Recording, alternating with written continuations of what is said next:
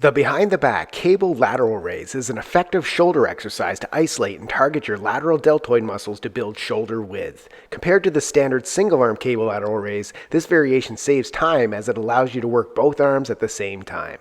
Here's how to do it correctly. Attach D handles to the low setting on each cable pulley. While facing the cable machine, grab a D handle with each hand, then step over one of the cables as you pivot around to face the other direction to cross the cables over one another behind your back. Take a few steps forward to ensure the cables remain taut throughout the full range of motion, then stagger your stance to increase your stability. Stand tall with a slight lean forward at the hips, core engaged, and your palms facing your body. Exhale and lift your arms out and slightly forward to the side, keeping a slight bend in your elbows. Raise the D handles until your arms are parallel to the floor or slightly above shoulder height.